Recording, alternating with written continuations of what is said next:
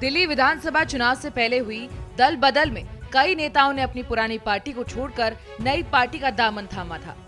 इनमें से 24 नेताओं को अलग अलग दलों ने चुनाव में अपना उम्मीदवार बनाया था, जिनमें से 9 ने जीत हासिल की है। यानी इस बार के चुनावों में दल बदल कर टिकट पाने वाले 37.5% प्रत्याशियों को जीत मिली है। आइए जानते हैं उन नेताओं का क्या हुआ जिन्होंने अपने पुराने दल से नाता तोड़ा और दूसरी पार्टी में जाकर विधानसभा चुनाव का टिकट हासिल किया। इस सिलसिले में सबसे पहले बात उन नेताओं की जिन्होंने चुनाव से पहले बीजेपी का दामन थामा। आम आदमी पार्टी से इस्तीफा देकर बीजेपी में शामिल हुए पूर्व परिवहन मंत्री कैलाश गहलोत ने बिजवासन से 11,276 वोट से जीत दर्ज की है। उन्होंने आम आदमी पार्टी के सुरेंद्र भारद्वाज को हराया है। इसके पहले दिल्ली के पूर्व परिवहन मंत्री कैलाश गहलोत नजफगढ़ से विधायक थे। वो परिवहन विभाग के अलावा राजस्व, कानून, न्याय और विधायी मामले, सूचना और प्रौद्योगिकी, प्रशासनिक सुधार विभाग के भी मंत्री थे। कैलाश गहलोत ने फरवरी 2015 में दिल्ली विधानसभा का पहला चुनाव जीता था। पेशे से कैलाश गहलोत एक वकील रहे हैं।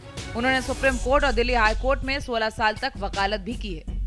कैलाश गहलोत ने 17 नवंबर 2024 को आम आदमी पार्टी की प्राथमिक सदस्यता से इस्तीफा दे दिया था।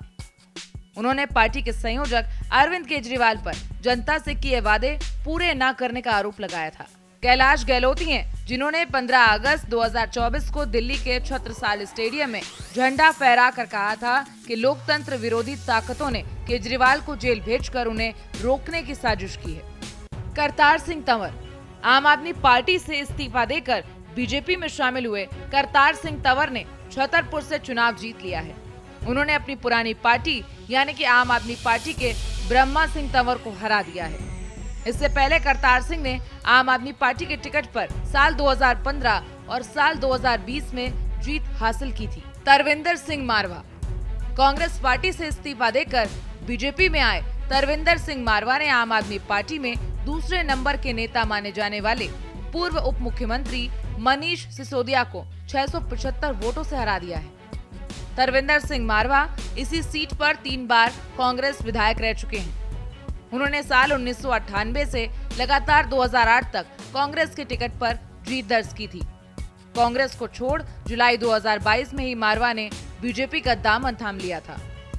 राजकुमार चौहान कांग्रेस से इस्तीफा देकर बीजेपी का दामन थामने वाले राजकुमार चौहान ने चुनाव जीत लिया है। राजकुमार चौहान ने मंगोलपुरी सीट पर आम आदमी पार्टी के प्रत्याशी राकेश जाटव को 6,255 वोटों से हरा दिया। राजकुमार चौहान की गिनती कांग्रेस के दिग्गज नेताओं में होती थी।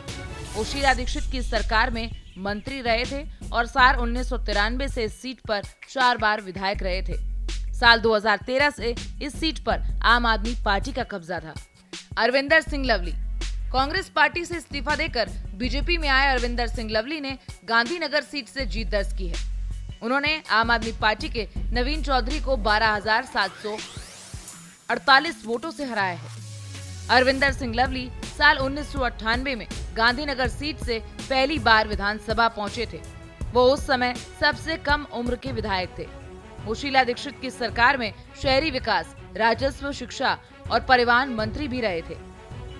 साल 2017 में वो थोड़े समय के लिए बीजेपी में चले गए थे, लेकिन विचारधारा के सवाल पर मतभेद का हवाला देकर वो कांग्रेस में लौट आए थे। 2019 में पूर्वी दिल्ली सीट पर अरविंदर सिंह लवली कांग्रेस के लोकसभा उम्मीदवार थे, लेकिन उन्हें बीजेपी के गौतम गंभीर से हार का सामना करना पड़ा था। अगस्त 2023 में उन्होंने दिल्ली कांग्रेस का अध्यक्ष बनाया गया था। इसके बाद 28 अप्रैल 2024 को अरविंदर सिंह लवली ने लोकसभा चुनाव से ठीक पहले कांग्रेस पार्टी से इस्तीफा दे दिया था। उन्होंने राष्ट्रीय अध्यक्ष मल्लिकार्जुन खड़गे को भेजे अपने इस्तीफे में कहा था कि जिस आम आदमी पार्टी के कई मंत्री भ्रष्टाचार के आरोप में जेल में हैं, कांग्रेस ने उसी के साथ गठबंधन कर लिया है। नीरज बसोया कांग्रेस पार्टी से इस्तीफा देकर आए नीरज बसोया ने बीजेपी के टिकट पर कस्तूरबा नगर से जीत दर्ज की है। उन्होंने कांग्रेस के अभिषेक दत्त को 11,048 वोटों से हराया है। पिछले 2 बार से इस सीट पर आम आदमी पार्टी चुनाव जीत रही थी। नीरज ने साल 2015 के चुनाव में कांग्रेस की टिकट पर इस सीट से चुनाव लड़ा था और तीसरे स्थान पर रहे थे।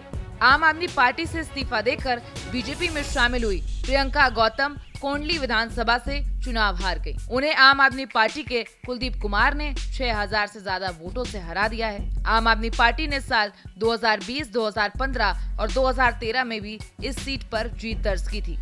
प्रियंका ने दिसंबर 2024 में आम आदमी पार्टी छोड़कर बीजेपी का दामन थाम लिया था और इसी के साथ इस समय वो कोंडली से निगम पार्षद भी हैं। अब राजनीति में दल बदल करना आम बात है। सबके अपने उसूल हैं। किसी को नफा होता है, किसी को नुकसान होता है। Bureau report, Bharat express.